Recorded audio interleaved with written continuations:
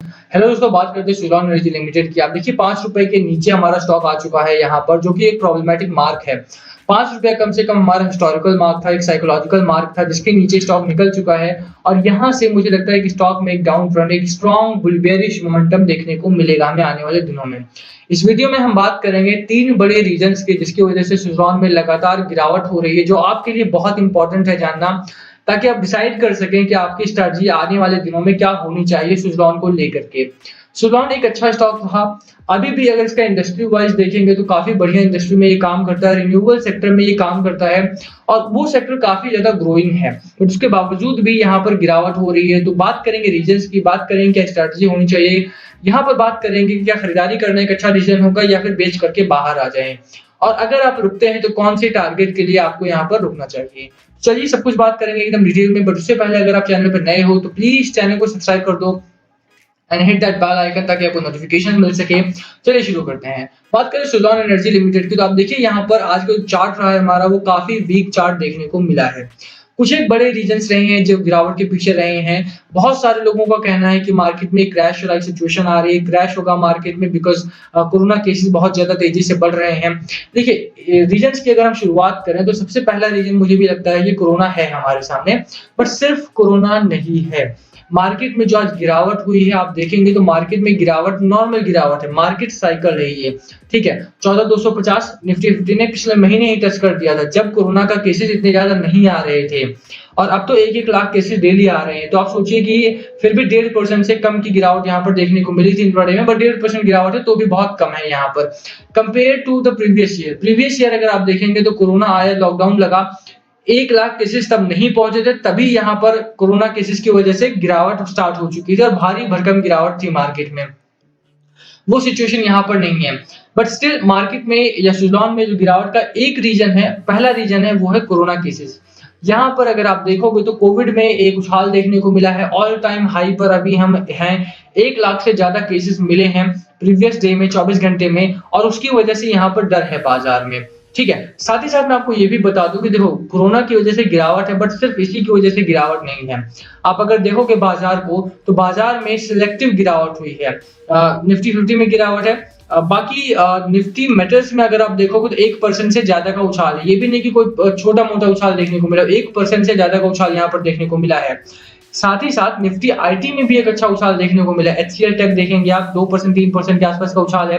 TCS में एक अच्छा उछाल है, विप्रो में एक अच्छा उछाल है, इन्फोसिस में एक अच्छा उछाल देखने को मिला है। तो सिलेक्टिव ग्रोथ हो रही है इस समय पर। कोरोना को एकमात्र कारण बता करके आप स्टॉक्स को ऑफलोडिंग करना स्टार्ट मत कर देना, बेचना मत स्टार्ट कर देना सिर्फ कोरोना की वजह से। बहुत सारे और भी रीजन हो सकते हैं आपकी बिकवाली के, बट सिर्फ कोरोना की वजह से बेचना नहीं है स्टॉक को, ठीक है।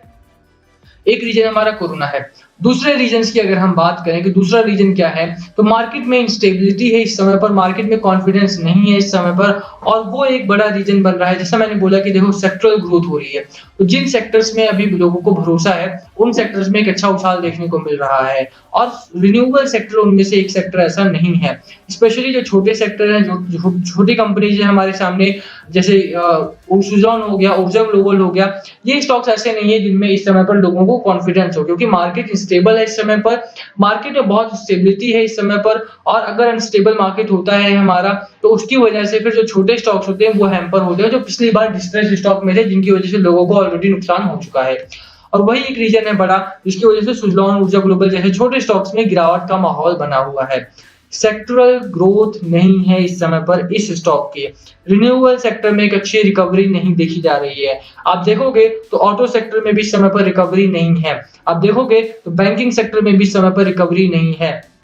वही एक चीज इस समय पर सुज़लॉन के सेक्टर में भी रिकवरी नहीं होने की वजह से गिरावट हो रही है। तो 2 रीजन हमारे ये हैं। Third and most important reason जो गिरावट का है, वो है Suzlon energy limited. On Tuesday said the market regulator is conducting a forensic audit of its account to check for violations of securities market regulation और कंपनीज एक्ट रूल्स।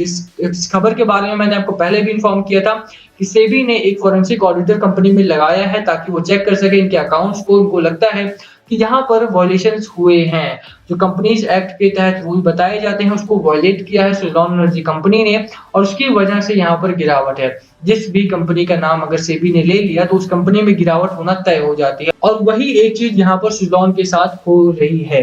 ठीक है, अब आप बात करेंगे, 3 रीजंस हो गए हमारे सामने की गिरावट क्या हो रही है, तीनों रीजंस की वजह से। मोस्ट प्रोबेबली यहाँ पर जो सबसे बड़ा रीजन है वो सेबी का जो फोरेंसिक ऑडिटर है उसकी वजह से ही है, क्योंकि यहाँ पर मार्केट में गिरावट है, मार्केट में क्रैश नहीं है। मार्केट 14,250 के नीचे जब तक नहीं जाता तब तक घबराहट में माल को ऑफलोड नहीं करना है हमें यहाँ पे। ठीक है, बात करें सुज़लॉन में कि अब करना क्या है, स्ट्रेटजी क्या होनी चाहिए। गिरावट के रीजन हमें पता लग गए, कोरोना हो गया, सेक्टरल ग्रोथ हो गई जो कि नहीं है इस समय पर।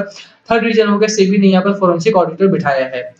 तो करना क्या है यहाँ पर, देखो स्टॉक को अगर आप यहाँ पर देखोगे, चार्ट पैटर्न काफी वीक देखने को मिलता है। अगर आप मैकडी देखोगे तो मैकडी हमारा बेरिश जोन में है। आप आरएसआई देखोगे तो आरएसआई 35 का आरएसआई है हमारा, बस 30 के नीचे आ गए तो ओवरबॉट जोन में, ओवरशॉट जोन में चला जाएगा हमारा। तो यहाँ पर अगर आप देखोगे तो लगातार गिरावट हो रही है, लगातार स्टॉक में एक बिकवाली का प्रेशर का माहौल देखने को मिल रहा है। सेक्टर वाइज भी, मार्केट वाइज भी, मार्केट सपोर्ट नहीं कर रहा है रैली को, और मार्केट जब सपोर्ट नहीं करता है तो वहां से प्रॉब्लम आती है छोटे स्टॉक्स में अक्सर। तो अगर आप लॉस में हो, बहुत ज्यादा लॉस में हो, यानी कि 10%, 12-15% से ज्यादा का लॉस हो चुका है ऑलरेडी आपको, और आपके पास शॉर्ट टर्म है, आपने इस स्टॉक को लॉन्ग टर्म के लिए बाय नहीं किया था, तो यहाँ पर निकल जाना बेहतर होगा। और अगर आपने लॉन्ग टर्म के लिए बाय किया है तो आप देखेंगे कि अच्छी रिकवरी यहाँ पर होने के चांसेस है। एज सून एज सेबी जो है हमारा वो निकल जाता है यहाँ से, उसके बाद यहाँ पर एक अच्छी ग्रोथ आएगी। आप देखिए सिर्फ यही नहीं है जो सुज़लॉन नहीं, सिर्फ गिरावट में टाटा पावर जैसे बड़े स्टॉक्स भी रिन्यूएबल सेक्टर की वजह से गिरावट में है इस समय पर। ऊर्जा ग्लोबल भी इस समय पर गिरावट में है। तो बहुत सारे और भी स्टॉक्स है जो गिरावट में है, जो ठीक ढंग से काम कर रहे हैं, जो मैनिपुलेट कर रहे हैं थोड़ा सा। जो अडानी ग्रुप के स्टॉक्स है, मुझे लगता है मैनिपुलेशन की वजह से काफी आगे निकल चुके हैं वो, बट उनकी बात नहीं करेंगे हम। यहाँ पर बात करेंगे सुज़लॉन की, तो यहाँ पर डिलीवरी परसेंटेज काफी अच्छा है, लगातार मार्केट में खरीदारी आ रही है। अगर कोरोना का केसेस बढ़ रहे हैं और उसका असर इतना ज्यादा होता तो यहाँ पर डीआईआई सबसे पहले आदमी होते जो बेच करके बाहर निकलते, पर वो ऐसा नहीं कर रहे हैं। इसके पीछे की वजह यही है कि यहाँ पर लगातार उन्हें उम्मीद है कि जो मार्केट है वो रिकवर करेगा बहुत जल्दी, और 9,000 करोड़ का माल उन्होंने 2 हफ्ते में और 5,56,000 करोड़ का माल उन्होंने 1 हफ्ते में खरीदा है। तो खरीदारी मार्केट में चालू है। अगर बात करें कि क्या करना है आगे, तो बहुत ज्यादा लॉस है, और अगर आपने लॉन्ग टर्म के लिए बाय किया है तो होल्ड करना ही एक अच्छी स्ट्रैटेजी हो सकती है। अदरवाइज यहाँ से बाहर आइए, आप कोई और स्टॉक पकड़िए जहां पे आपका स्टॉक में रिकवरी भी हो, जहां पर प्रॉफिट भी बने और लॉस भी रिकवर हो सके। स्टिल अगर आप होल्ड करना चाहते हो तो 4 रुपए 80 पैसे का एक सपोर्ट जोन हमारा यहाँ पर बनता है। मुझे लगता है कि मार्केट में अगर रिकवरी आती है हमारी, जो कि जल्दी ही आएगी, तो यहाँ पर 5 रुपए के ऊपर जल्दी ही स्टॉक हमारा दोबारा से जाएगा। 5 रुपए 35 पैसे का हमारा पहला रेजिस्टेंस जोन है। मुझे लगता है कि ये रेजिस्टेंस जोन जैसे ही ब्रेक होगा वैसे ही स्टॉक हमारा मैकडी की तरफ से बुलिश जोन में जाएगा, और उसके बाद हमारे स्टॉक में कोई रोक टोक नहीं होगी, और वो आसानी से 6 रुपए 6.5 रुपए के लिए आप यहाँ पर रुक सकते हो। ठीक है, तो यहाँ पर होल्ड करने की मेरी सलाह रहेगी उन लोगों को जो लोग लॉन्ग टर्म के लिए आए हैं। शॉर्ट टर्म के लिए इन्वेस्टमेंट नहीं करनी है, बाय तो बिल्कुल भी नहीं करना है, चाहे शॉर्ट टर्म हो चाहे लॉन्ग टर्म हो। कोई और अच्छा स्टॉक ढूंढिए, उसमें बाइंग कीजिए, बट यहाँ पर अगर आपका लॉस हो चुका है, मिनिमम लॉस है, तो बने रहिए, लॉस रिकवर होने की उम्मीद यहाँ पर है। ठीक है, तो वीडियो यहीं खत्म कर रहे हैं। वीडियो पसंद आई हो तो वीडियो को लाइक कर देना, चैनल पर नए हो सब्सक्राइब किए बिना मत जाना। लास्ट कॉल आपका होना चाहिए, बाय करना है, सेल करना है या होल्ड करना है, क्या है आपकी स्ट्रैटेजी, प्लीज कमेंट करके शेयर करना है हमारे साथ। एंड यस, शेयर कर देना, वीडियो को भी लाइक कर देना, कमेंट करना, कुछ पूछना हो तो सभी कमेंट का रिप्लाई करने की कोशिश करेंगे। Thank you for watching.